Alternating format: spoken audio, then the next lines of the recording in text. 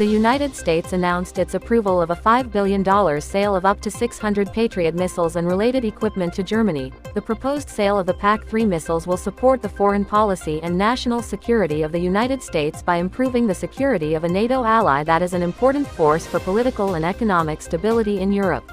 Russia unveiled Motylek heavy drone capable of carrying 250 kg Fab-250 aircraft bombs. The demonstrated drone is currently undergoing factory tests to confirm the reliability of its design and characteristics. It can lift more than 200 kg of payload and drop it at an altitude of about 100 meters.